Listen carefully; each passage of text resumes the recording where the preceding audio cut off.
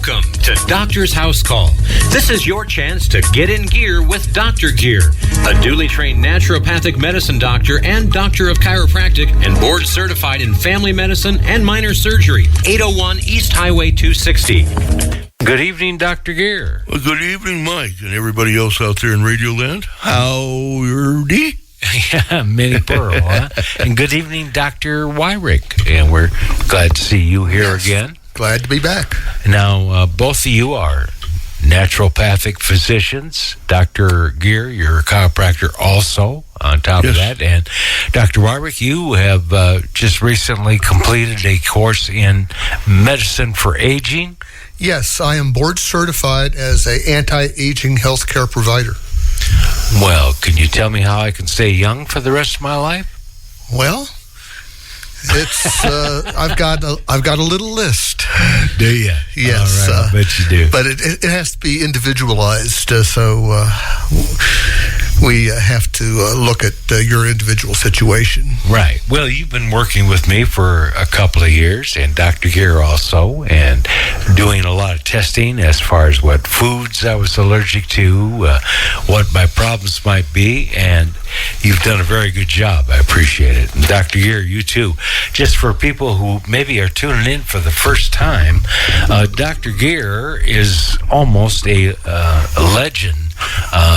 Well, I'm serious. You are. Everybody comes here from California. They come from all over the state of Arizona, from Phoenix, and we're lucky enough to have you living here because you are a specialist at a lot of things, especially the back, the spine.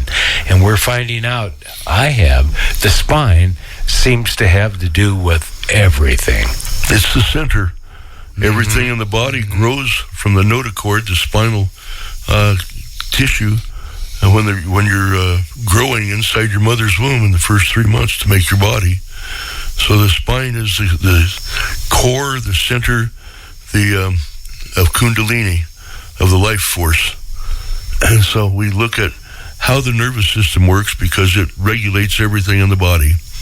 And the problems that develop occur in the nervous system between the vertebrae, where the vertebrae get jammed and damaged, and they get some tissue changes that take place and cause the blood vessels to narrow down for the nerve that comes out from between the vertebrae at that level, and then that nerve goes to the blood vessels in the different organs in the body, depending which level of the spine it is. Has to do with just about everything I found out, for sure. Many of the problems I had are traced back to that, and I was really surprised, a lot of your organ in my shoulder would be coming from my spine. We have a caller. You want to take the call? Sure. Go ahead, caller. You're on with Dr. Gear. Got a quick question.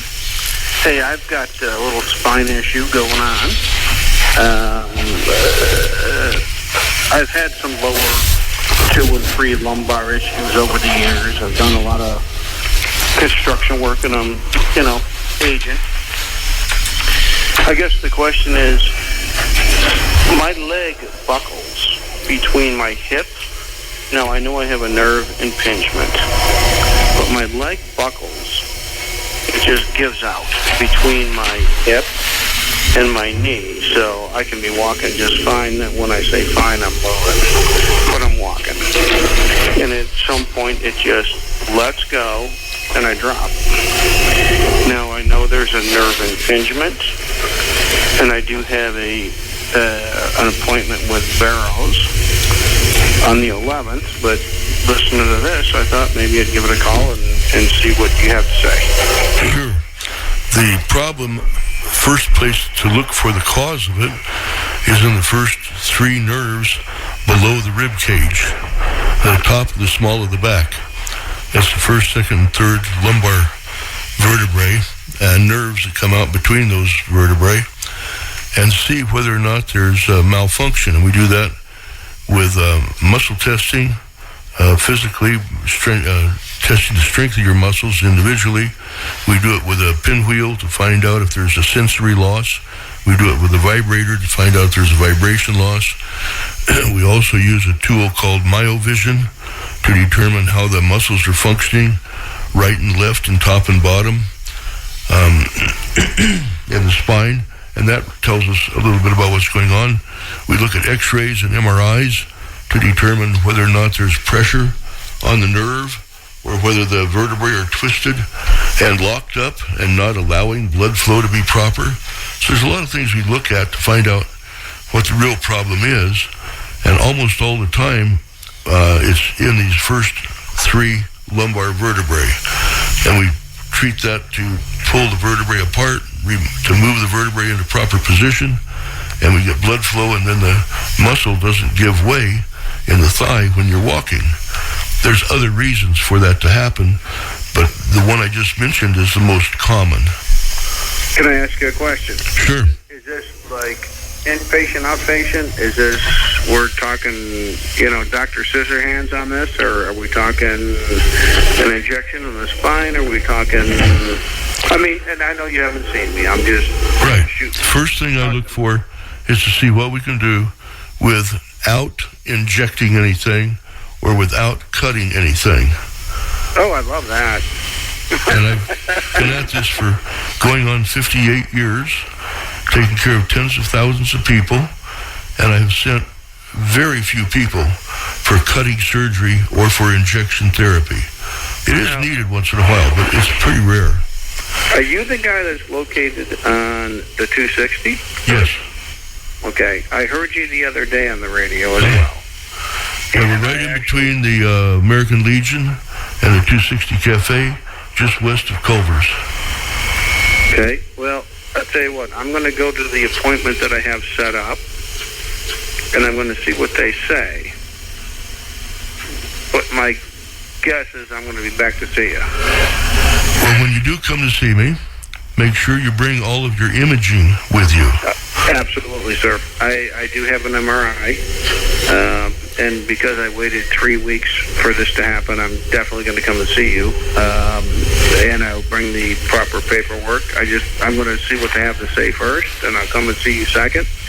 But I did hear you on the radio the other day and was very interested, and that's the reason for the call. Well, thank you. I'm very happy to help you.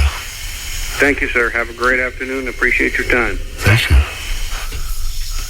Okay, so before we get to Michelle, I just want to remind you to call Payson Health and Wellness Center at 928-474-7409 and ask how traditional Medicare, auto accident, on-the-job injury, some access plans, and the VA insurance cover our medical chiropractic services. Better yet, take us up on our offer of a free consultation appointment and find out what your details of care would involve. The type of care we provide is termed relief, correction, or maintenance. I almost never do maintenance care. It's almost always correction care. And it's relief care when I get to a person right after they get hurt. Our application of care includes traditional chiropractic joint adjustment, acupuncture, diathermy, ultrasound, traction, therapeutic exercise, therapeutic massage, scientific nutrition supplement, herbal, homeopathic prescriptions based on laboratory and other testing. Wow, what a mouthful. And thank you, caller, for your call, because that gave me a chance just to tell everybody all about that, and you as well. So our guest today is Michelle Monbleu. Michelle, it is so nice to have you here on the show. I've asked you for so long to come to the show, and you've always been so shy. How long have you been doing your show? About 4.5 years now. Yes, you've been asking me for 4.5 years. I'm so glad that you're not shy today. Thank you. Glad to be here. Glad to tell my story. So, you came to me almost immediately after I came to Payson to do some evaluations of medical marijuana to see whether or not somebody met the criteria under state law to get a recommendation to the Department of Health for a card that would allow them to legally have medical marijuana in their possession. And you were brought in by... Well, my girlfriend Sheila started a clinic in doing that, and she invited you up. And I worked with her different things. I would work the front desk or the phones or sweep the floors, whatever needed to be done because of what happened to her father. We really believed in that, the CBDs and things like that. And when I found out she had a chiropractor with your experience, I was thrilled. And you came in to see me, and you brought your mother. Yes, years later, I brought my mom. I remember she brought her almost immediately. Yeah, and because she had dementia. Right, well, even before that, long before that, she had some back issues. Yes, we have a family disease that goes back 10, 15, maybe 20 years, we're not quite sure, called familial spastic paraplegia. And I remembered, since working up this script for this show, that I wore braces from my knees to my feet because I was very pigeon-toed. Now, I don't know if that had anything to do with the FSP or my problems now, but that's why I brought my mom in, because her spine was incredibly, what do you call that? Scoliosis, yes. Mm-hmm. Curvature, kinky. Yes. Twisted. Yes. Yeah, she needed to get unwound. Yes. So, yeah, a lot of people have this problem of pigeon toes. I had it real bad when I was a child. Mine was because in the birthing process, I had some fracturing of my lower back, and a couple of vertebrae moved forward and interfered with the blood flow and caused lots of problems. They had problems when babies were born back there. My mother was in labor, and they didn't get her down quick enough, and they tried to close her legs. My brother suffers from petit mal seizures. We believe from that, but, things were... I had petit mal seizures also, and my mother changed hospitals in the process of my being born. Wow. She went from Good Samaritan in Phoenix, where it was all male interns doing the evaluations of her dilation of her cervix, and she had my father take her to St. Joseph's Hospital, where it was only the nuns doing the evaluation. She had a problem where she had been raped as a high school student. Mm-hmm.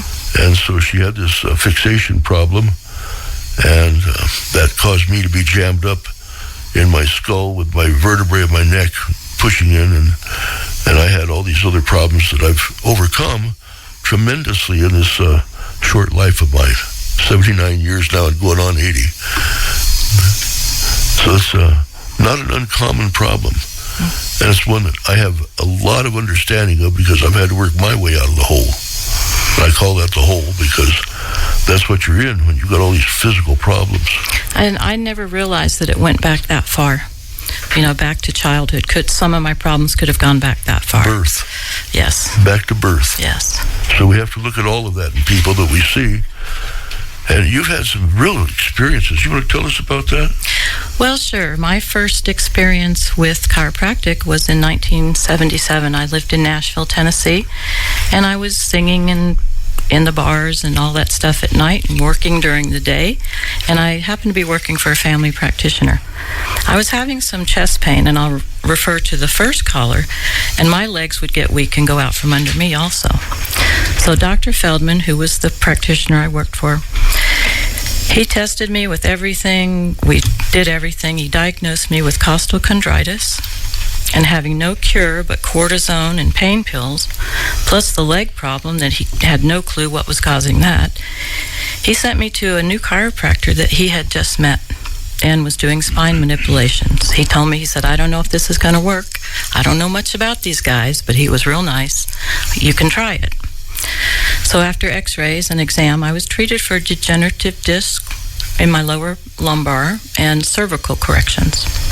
Cervical means neck, and lower lumbar means the lower part of your spine. Right. Between your rib cage and your pelvis. Mm-hmm.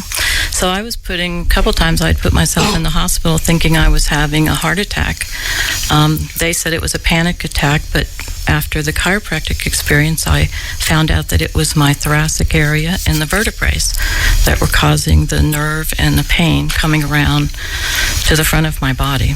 That's a very good diagnosis that was given to you at that time, that it was due to chest muscle joint pain, not internal chest pain of the heart or the lungs. So many times in the years gone by, there was a misdiagnosis. But both my sons in emergency medicine, taking care of patients in the hospitals, are very quick to make that diagnosis differential, whether it's at heart or not. Is it ribs, heart? What's really going on? Well, the emergency room just told me it was a panic attack because of things that I'd been going through and the lifestyle and all that stuff at the time. So it was a relief to know that it wasn't. It was an actual physical problem. Yeah, a physical problem, yeah, that I could get help for. So I continued with the chiropractic care. Over those years, I had several whiplash injuries because of car accidents and a roller skating knee injury. Both ankles, I had sprained them real bad. One I chipped with little cracks. So this chiropractic massage therapy, I started learning about all these things that I could do for myself. And then years later, I started getting some emotional therapy, and I was introduced to a new chiropractor who did nutrition along with his chiropractic adjustments. That blew the door wide open for me because my digestive system, I had had a hysterectomy before that, and my digestion and colon and all that was all messed up. And so I'm going to him for, all this stuff. He introduced me to colon hydrotherapy back then. And again, odd, different, but wow, was it incredibly wonderful for me. Who was that doctor? That was Dr. Chamble in Nashville, Tennessee. Wonderful. And he was the one that referred me when I moved out here to Dr. Gordon because I needed a doctor who was naturopathic, allopathic. He also had been a medical doctor, from what I understand before I knew Dr. Gordon for many, many years. In fact, he owned a hair analysis laboratory which evaluated people for heavy metal poisoning as well as the various minerals in their body. And that's one reason he referred me, because I've been in the nail industry since 1986.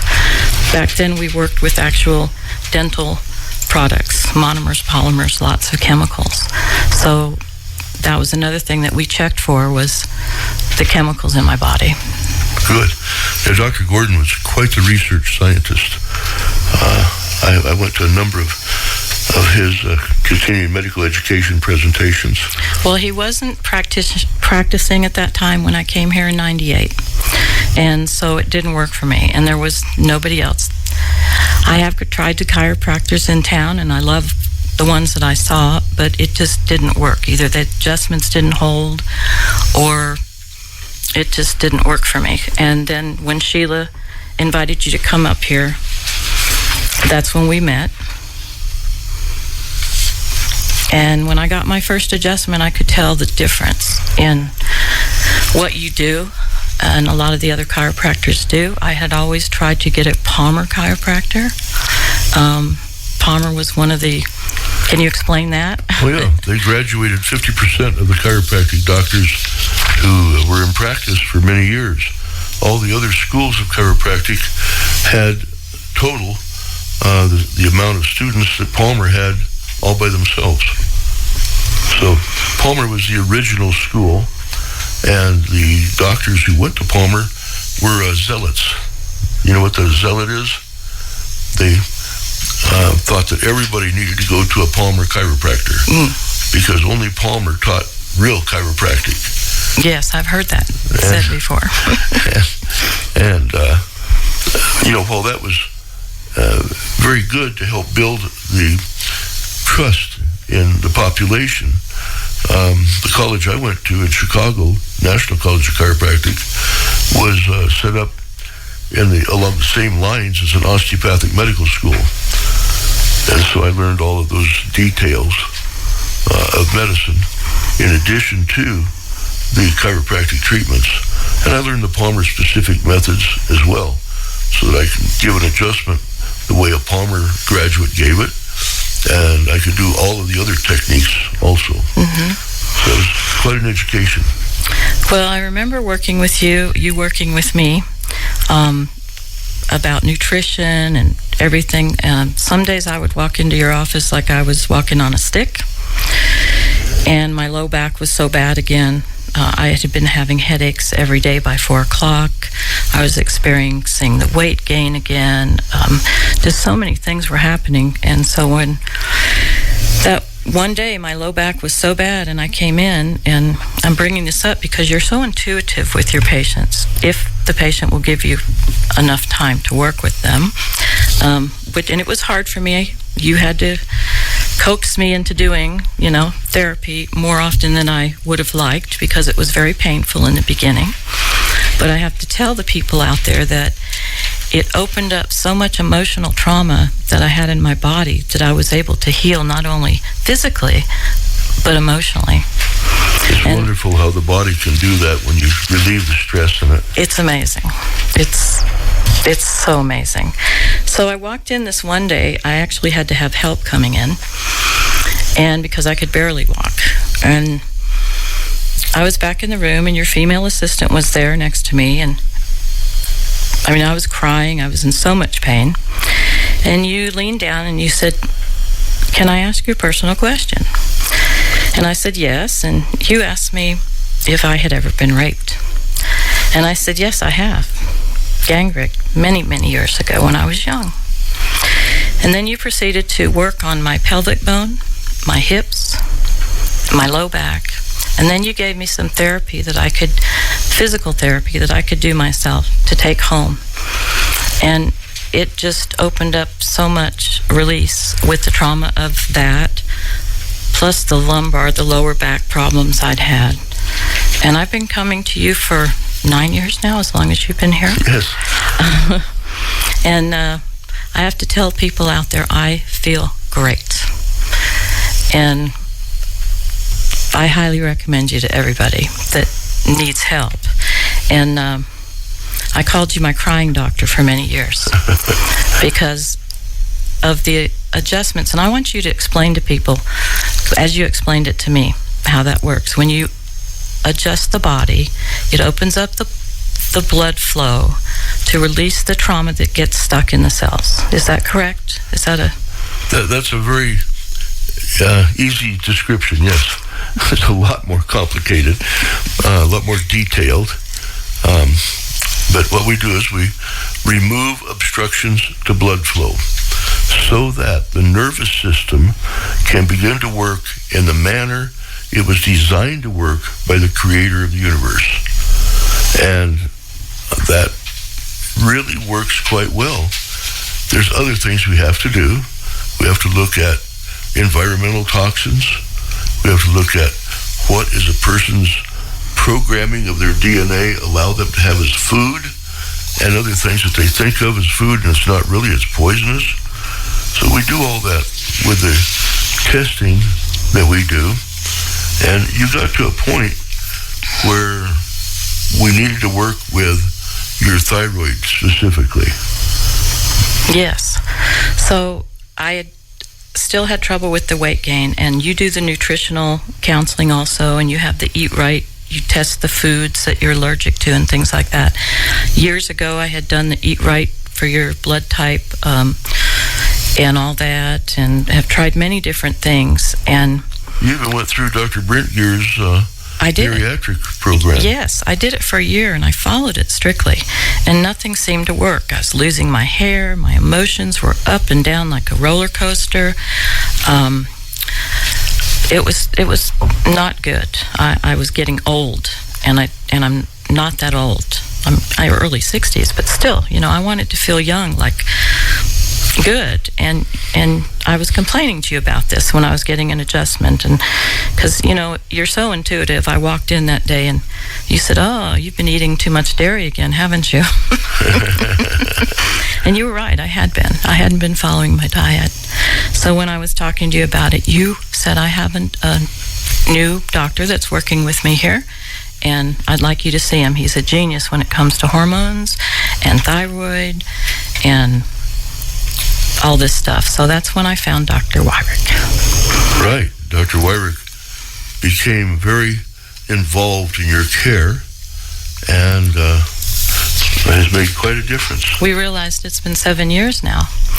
And when I started with him, I had gone to my primary care doctor And I asked her to, I know about, I've been in the nail business, and because of my therapy and learning everything I did about my own body, I learned reflexology, I learned nutrition, and I try and help my customers with that type of stuff too, as much as I can, and then refer to the professionals.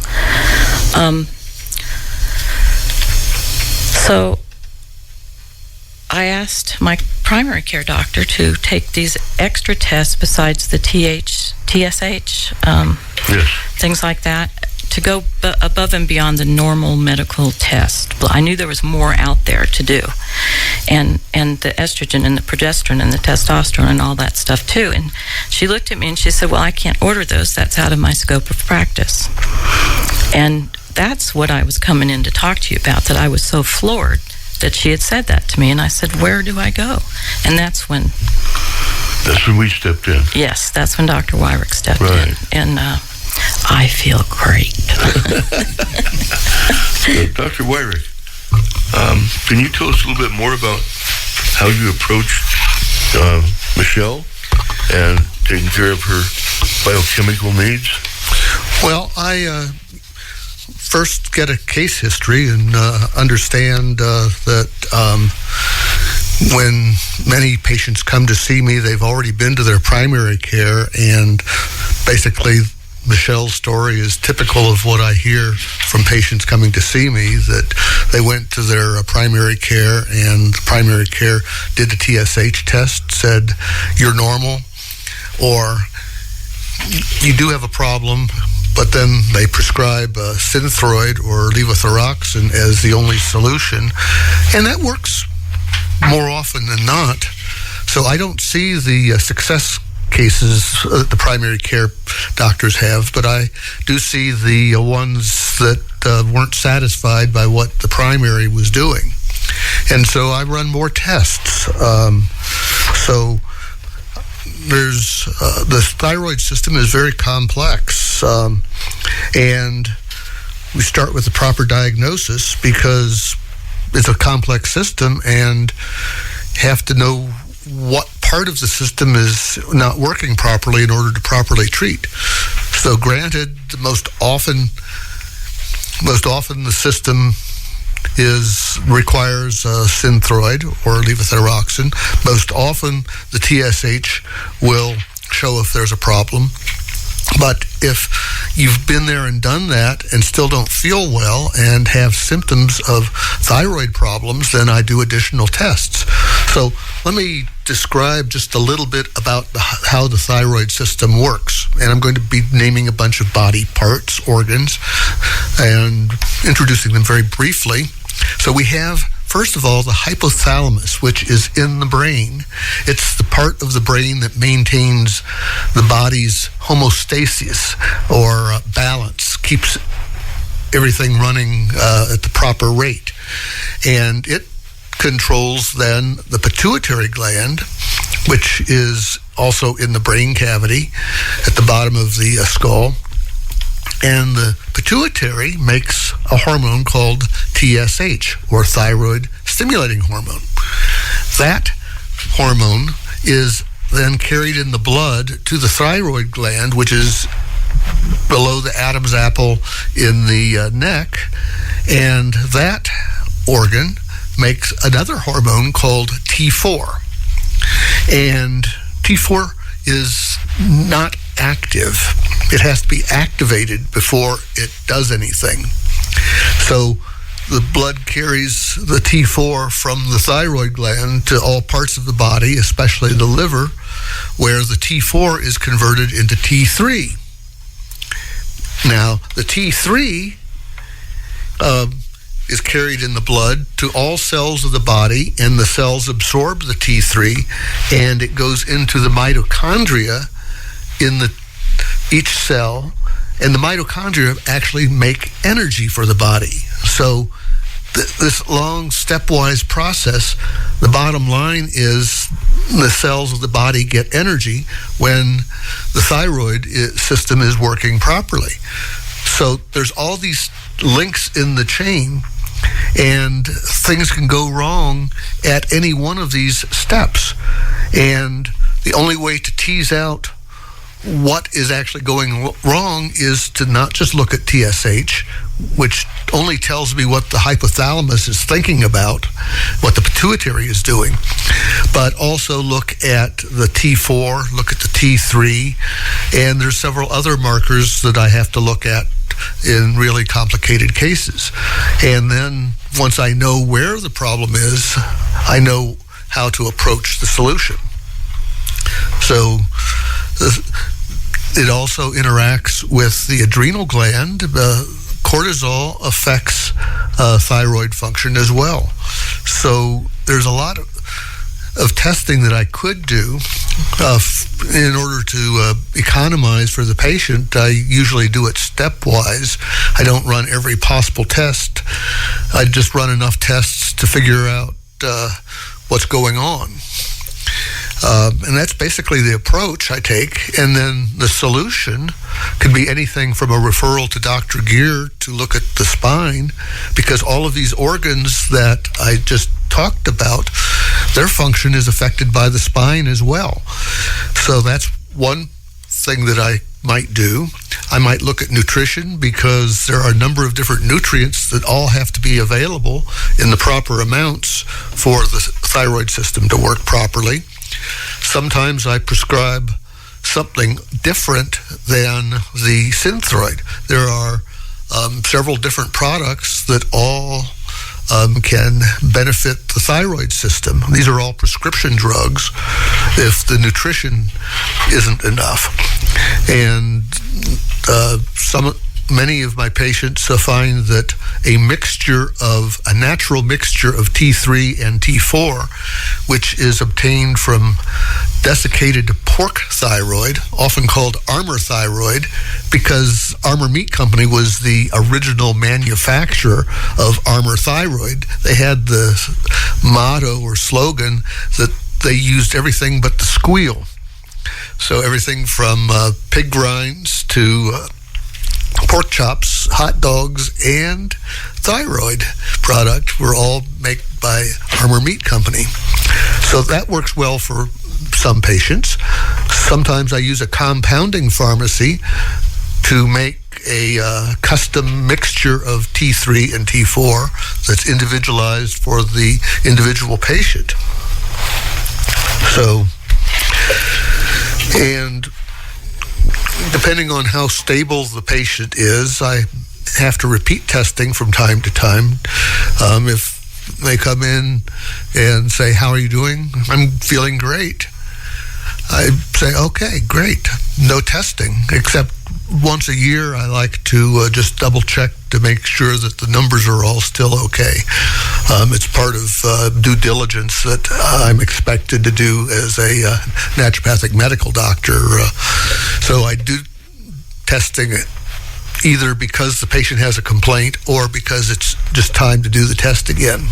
So, Michelle, you went through a lot of this therapy with Dr. Wyrick, and was it all straightforward from the time you started until now? You just got better and better and better? Or was it kind of like a seesaw, teeter-totter, up and down, up and down? No, actually, every time I went in, he took, and that's what I love about you guys. You're not watching your clock. You don't give patients 15 minutes. You give the patient whatever time they need. And he took the time to listen to what I was going through. He had a paper. I'm on a protocol called Wiley Protocol. They have a paper that has little diagrams and places where you can mark down different things you're feeling and stuff. And he looked over all that, and he talked to me, and really, it wasn't just, "How you doing? Okay, see you later." He was very thorough, and we talked, and we went from there. So it was a constant getting better. We have switched the thyroid medicines during the testings, every 6 weeks or more if he felt I needed it. 3 months, sometimes we would go. If I came in with a particular, I'm still losing my hair, okay, let's do this, do that. It's always been getting better and better because of the diligence that he's putting in with the testing and the talking. So, Dr. Wyrick, you're board certified in anti-aging healthcare practitioner. Oh. How does this relate to thyroid problems, and how does this relate to Michelle. Michelle says, I don't want to get old. I want to be young forever. Can I say something about that? Yes. Before Dr. Wyrick says that, I have to say, for the past 6 months, my people that have known me for 15, 20 years here say, what are you doing? You're looking so good. You're looking younger. What's going on? Well, as I said, the thyroid gland, or the thyroid system, I should say, is responsible for producing energy for every cell in the body. And nothing in the body really works well if it doesn't have enough energy. The brain doesn't work well, and there are studies that show that people that have low thyroid function are more likely to get Alzheimer's. And so there are so many systems in the body that depend on having energy, and when the energy isn't there, then we get all of these chronic diseases. And so as an anti-aging practitioner, I look at the individual systems and decide what tests might be appropriate and what treatments are necessary, and it's very individualized. And for example, I have research papers that I have collected over the years that talk about how Alzheimer's, for example, in many cases can be rolled back by proper application of both nutrition and certain pharmaceuticals. And in Michelle's case, estrogen is a very important hormone for maintaining youth, maintaining the youth of the brain, maintaining just healthy tissue in the body. And so Michelle mentioned that I put her on what's called the Wiley protocol, which is one of a number of different approaches to replacing bioidentical natural hormones. And it was particularly useful for Michelle because her medical history indicated that she would do well with a Wiley. But we talked about the different options for that and did the appropriate tests, and she's been very happy with the results. Yes, I have. Yes, I've been very happy with it. And it's an easy thing. It's to do, keeping track.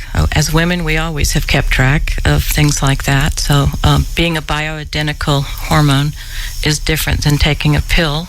For some of us, the way we do it, it's a cream that I take, and it changes every day with the lunar calendar and things like that. But I've just been really amazed. The last time I saw you, I don't know how long it's been, but we went over everything and we switched up my thyroid medicine. Wiley protocol has stayed the same, and I upped my thyroid just a touch. And my hair, I'm actually having baby hair grow back, and I could hug you down all over. Yes, so that's the Wiley protocol, which again is based on a lunar calendar. It tries to duplicate the ebb and flow of estrogen, progesterone, and other hormones in the woman's body to replicate the hormonal patterns of a 30-year-old a woman who is in the prime of her life. And the idea is this slows down the aging process. And Michelle will say, I think I heard her say she's going backwards. She's counting down now. So that's great to hear. That's fantastic. You know, I want to go back to the structure just for a moment. Michelle, when you walked in today, you asked me, what's going on with the pain at the bottom of my foot near my big toe? Oh, joint? Yeah, it's right around the toe joint at the bottom of my big toe. And I know reflexology. I figured it was the neck and all that stuff. And again, he points to my gut. What did I tell you? Why does that spot hurt? Oh, because of the turning of my feet. You said something about your right foot was turning outward, and all of your body weight was coming off of that bone joint location in your foot instead of across the whole front of the foot. Well, when my low back is hurting and my spine is hurting, I do notice that my toes do tend to go back pigeon-toed again a little bit. Well, if you have one pigeon-toed and the other one turning outward, it's because your pelvis is all twisted. And sometimes it's because you've eaten wrong and your intestine is inflamed, and it's making the muscles of your lower back pull in an abnormal relationship to each other. So your pelvis gets torqued because of the bottom end of your colon or the first part of your colon being inflamed. I remember when I was helping you at the clinic and people would lay down on the table and you would say, now look at their feet, right, at where they're pointing. So that's what you're talking about. Yes, it is. Yeah, so when people walk, they need to walk with their toes pointed straight ahead. If they're going to not have an unusual amount of pressure on any one spot in the foot. Well, thank you so much, because I will work on, these are the things that Dr. Gear, if you're a patient of his, will help you, give you these insights that you can take home with you and do. It's wonderful. Yeah, if you're not broken inside, torn up, if you don't need to have somebody cut you open to sew you back together again, we can get almost everything taken care of by knowing how the body actually works. Yes. With my nail business, I've been doing nails, hands and feet, working on backs with essential oils for 30 years. And I've had carpal tunnel diagnosed since 98.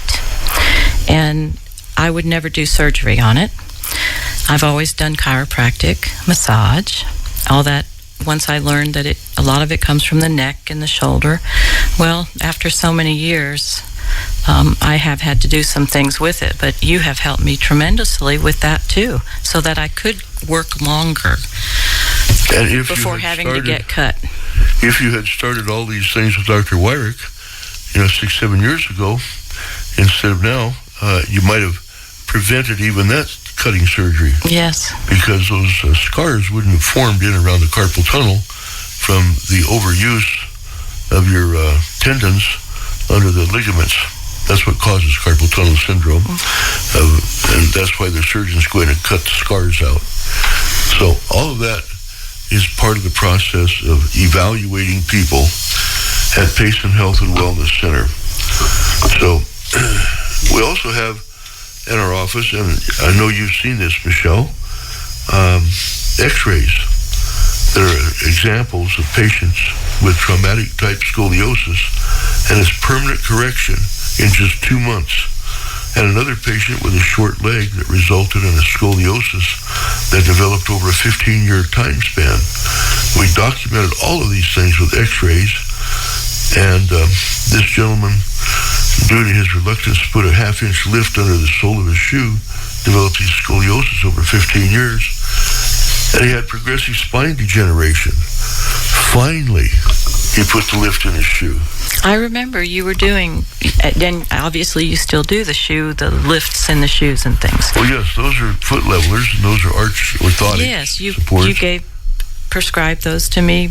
Right, but those aren't the same as a short leg, because they won't fix a short leg. To fix a short leg, you've got to put extra sole on the short leg shoe.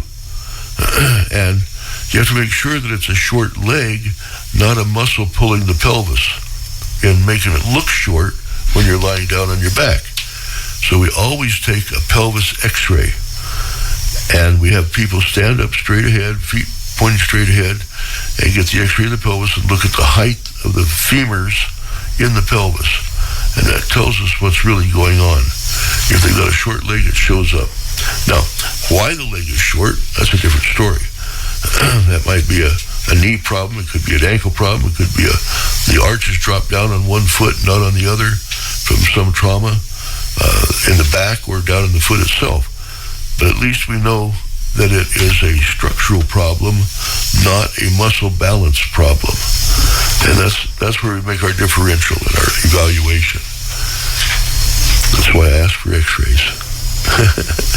And I see a lot on people's x-rays that other doctors don't see. Heavens, I just looked at two patients' studies today. Looking at the radiologist report, you say, oh, there was nothing wrong with these people. A little bit of aging, that's about it. I looked at the x-rays and, oh, heavens, I found all kinds of things, because when I look at the x-ray, I'm looking at the muscles, the blood flow, the nerves, and the interaction that's Not just the going on. bones. No, oh, yeah, absolutely Not just the bones. Not just the bone, that's for sure.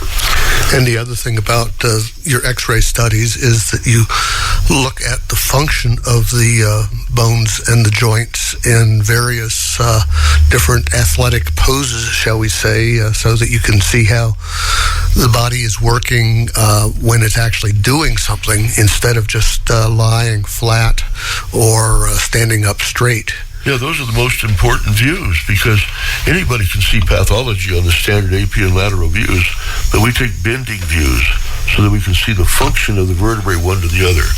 So by pathology, you mean things like fractures and broken bones? Yes, and then there's another type of pathology that develops over time, and it shows up on MRIs. And the MRI word for these types of changes is modic, M-O-D-I-C.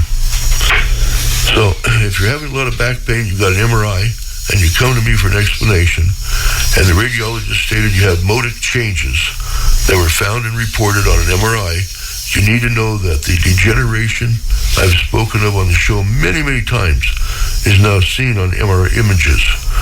The beginning changes in the bone that can be seen on MRI image are termed modic. There are 3 stages of these changes. The first of these are defining vertebral end plate and subchondral bone marrow changes. Okay, what does that mean? Vertebral end plate, that's the top and the bottom of the vertebra body. And the top and the bottom of the vertebra body are called end plates. And the subchondral means below the cartilage. So you see bone marrow changes in the center, and it's due to degeneration of the bone and the discs because of bad blood flow. That's observed on the MRI as signal intensity changes in the vertebral body near those end plates of the affected disc. And with increasing age and repeated vertebral bone joint injuries causing the condition of stress, wear and tear, it occurs in our back due to lack of blood flow, and that includes wearing out of the cushions provided between 2 vertebrae. Those are called discs. Shortening the height between 2 vertebrae. Have you lost height as you got older? Yes, Lose I have. half an inch, 2, 3, 4, 5 inches in height? Yes. That's because all these tissues are losing their structure because of lack of nutrition, because of kinky joints, as well as other things we've been mentioning. So minor fractures in the bony areas. Now, inside the bone, you have a framework of cells called trabeculi.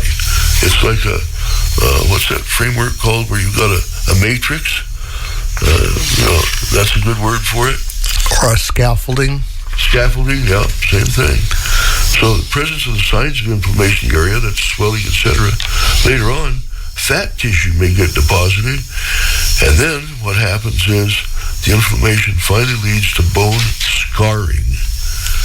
Now, in pathology, in this discussion of the degeneration of the body, it's called modic changes. They're grouped into 3 types. Modic 1, when we see that, we know that's active inflammation. That means you can still change it, but you've got to get manipulation on the spine. You've got to move it around.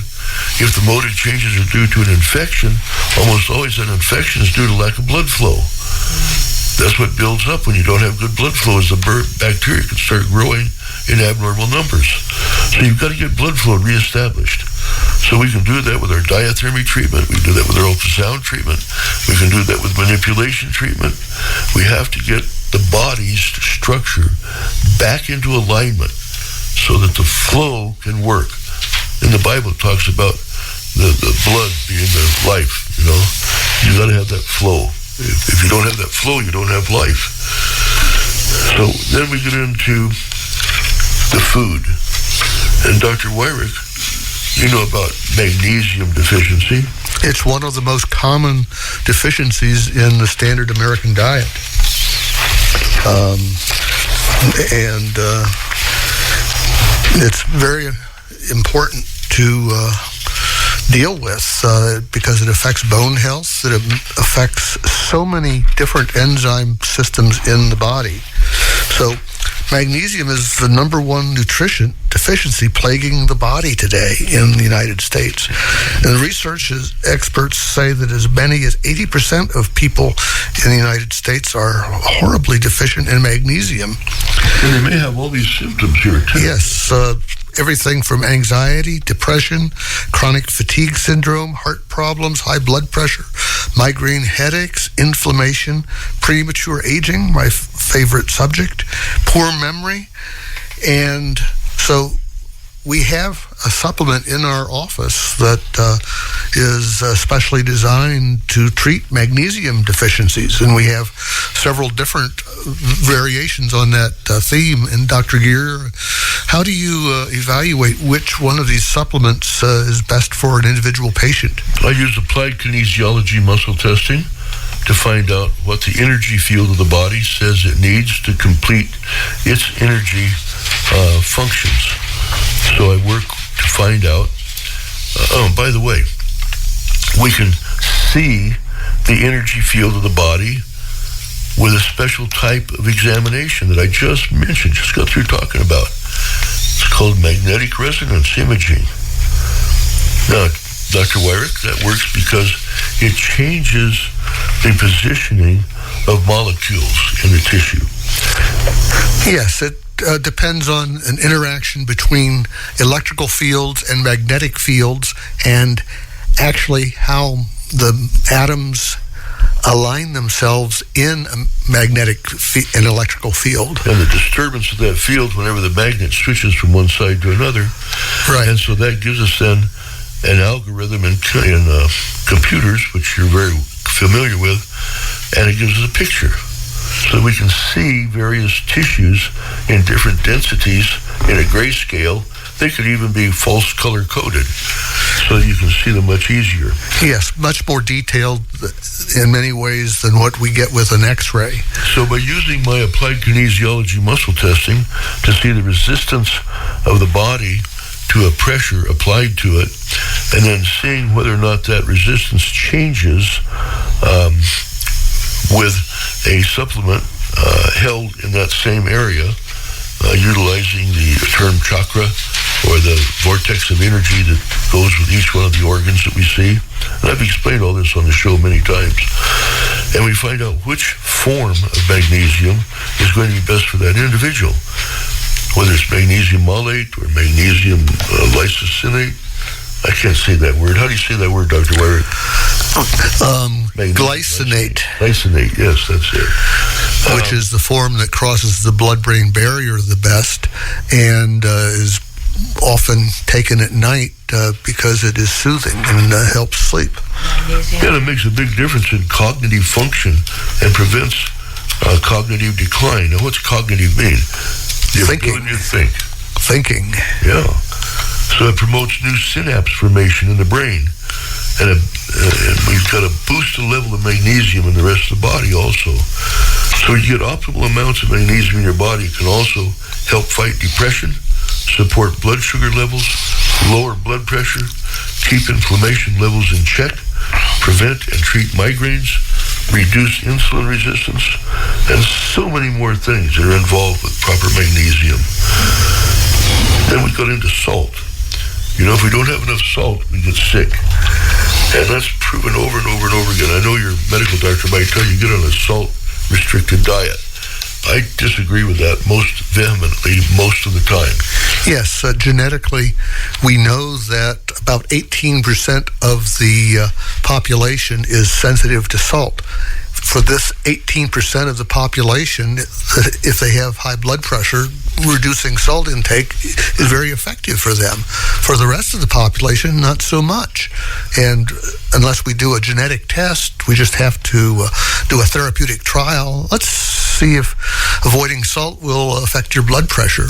So the University of Colorado did a research project on older men, and they found that too little sodium in the blood, a condition referred to as hyponatremia, is associated with a slippage in cognitive function. It can interfere with your reasoning power, your memory, your attention span, and your command of language. The Colorado scientists point out that in other studies, mild hyponatremia has already been connected with attention deficits, problems walking and getting around, falls and broken bones, heart issues, and premature death. And that was involving more than 5,400 men in the study over the age of 65, and their health and well-being were tracked for around 4.5 years. So the people with lower amounts of sodium in their blood had increased risks for developing memory and thinking problems during the years of the study. You can't go without salt. You need salt. And we can evaluate it, and we found out here with Mike, his Himalayan salt wasn't as good for him with muscle testing as was regular table salt. You remember that, Mike? Yeah, I sure like the Himalayan salt better, Doctor. I've been sneaking it. It wasn't bad for you. It just wasn't as good for you as regular table salt. Yeah, circling around, table salt in the United States by law has iodine added to it, which directly supports the thyroid. So people that avoid table salt are setting themselves up at risk for developing something called goiter, which is enlargement of the thyroid gland. So you need to consider all of these things nutritionally. So in this research, it was found 2 to 3 teaspoons of salt a day is what you need to have for your intake. Otherwise, you might go out and start licking on a salt lick out in the dairy farm or out on the horse ranch. You know what salt licks are, Mike? Oh, yeah. I know you do too, don't you, Dr. Wyrick? Oh, yeah. I come from a farming background, and the brown salt licks were much preferred by our cattle to the white ones because the brown had a number of other minerals besides just salt in them. Absolutely. So it's very important that we look at you whole person, not just one part of you.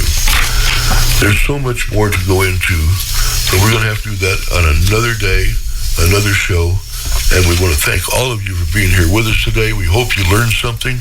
Michelle, thank you so very much for not being shy anymore. Thank you for having me, Dr. Gear. We look to have you. By the way, you do things over at the New U, don't you?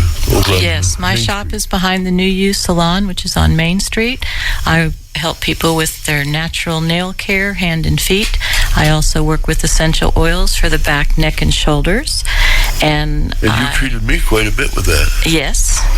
And reflexology.